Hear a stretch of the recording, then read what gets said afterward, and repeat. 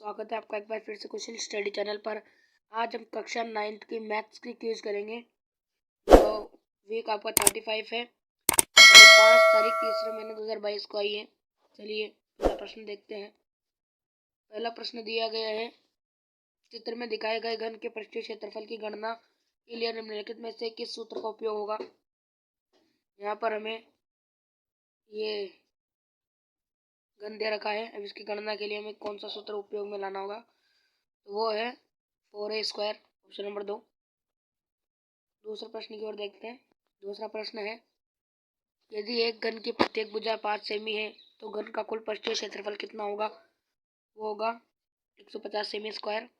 तीसरे प्रश्न की ओर चल। तीसरे प्रश्न में हमें सही या गलत बताना है। तो तीसरा प्रश्न दिया गया है कि सही या गलत बताइए।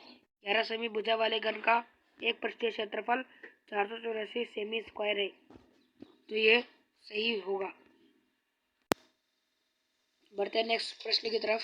यहाँ हमें एक बेलन दिया हुआ है और इसके बारे में कुछ एक प्रश्न भी दिया हुआ है। यहाँ पर दिया हुआ है, दिए गए बेलन के पृष्ठीय क्षेत्रफल की गणना के लिए किस सूत्र का उपयोग होगा। तो वो सूत्र है 2πr/h। अगले प्रश्न की ओर। अगले प्रश्न में हमें रिक्त स्थान भरना है।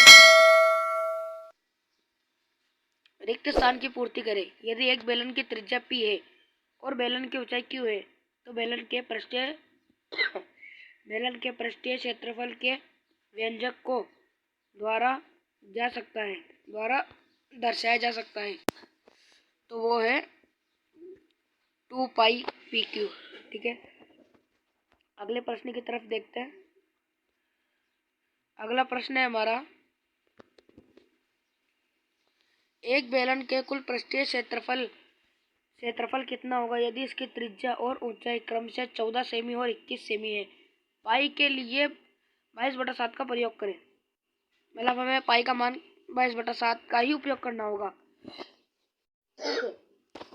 तो इसका ऑप्शन नंबर 4 हो जाएगा 3080 सेमी स्क्वायर। ठीक है, अगले प्रश्न की तरफ देखते हैं। अगला प्रश्न में दिया गया है ये वाला, दिए गए घनाभ के आयामों पर विचार कीजिए। लंबाई 8 सेमी है, चौड़ाई 5 सेमी है, ऊंचाई 6 सेमी है। घनाभ का आयतन सेमी क्यूब में क्या है, तो वह 240। ऑप्शन नंबर 4 हो जाएगा। तो यहाँ हमें एक घनाभ दिया हुआ है, यहाँ हमें ये एक घनाभ दिया हुआ है। अब हमें इसके बारे में एक प्रश्न पूछा गया है। क्या है प्रश्न, देखते हैं। प्रश्न है, आकृति में दिखाए गए घनाभ पर विचार कीजिए। घनाभ का आयतन क्या होगा, तो वो आयतन होगा 1260 मीटर क्यूब में। अगले प्रश्न की ओर चलते हैं। इस प्रश्न में हमें यहाँ पर ये वृत्त दिया हुआ है, हमें यहाँ पर। तो इसके बारे में एक प्रश्न है, प्रश्न देखते हैं।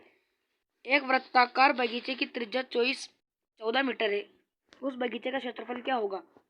तो हमें पाई का मान लेना है 22/7। ठीक है, तो वो होगा 616 मीटर स्क्वायर। अगले प्रश्न की ओर देखते हैं। यहाँ पर भी हमें कुछ ऐसा चित्र दिया हुआ है। प्रश्न पढ़ते हैं। प्रश्न क्या है, प्रश्न है, दो संकेंद्रीय वृत्तों के बीच छायांकित भाग का क्षेत्रफल ज्ञात कीजिए। अब हमें पाई बराबर लेना है 3/3,14। इसका उत्तर आ जाएगा 141.30 मीटर स्क्वायर। अगले प्रश्न की तरफ देखते हैं। अगले प्रश्न में हमें दिया हुआ है, ललित और निकिता एक वृत्त के क्षेत्रफल को परिभाषित कर रहे हैं। उनकी प्रतिक्रियाएं हैं। ललित एक पूरी तरह से छायांकित वृत्त, निकिता वृत्त के चारों ओर की सीमा छायांकित है, कौन सही है। तो इनमें से हमें पता लगाना है कौन सही है। तो इनमें ललित सही है। प्रश्न दूसरा देखते हैं। तो यहाँ पर हमें प्रश्न दिया गया है, ये बहुत बड़ा प्रश्न है। यहाँ पर देव ने एक वृत्त खींचा और उसके क्षेत्रफल को दर्शाने के लिए एक वृत्त के एक भाग को छायांकित किया। देव द्वारा खींचा गया वृत्त चित्र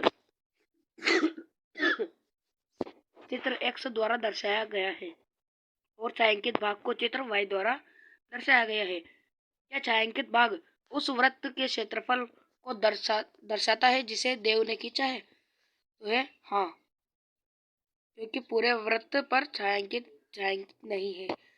तो इसी के साथ आपका क्विज अभ्यास पूरा होता है। अगर आपको वीडियो पसंद आया हो तो वीडियो को लाइक ज़रूर करें। धन्यवाद। हम और हमारे चैनल को अवश्य सब्सक्राइब करें।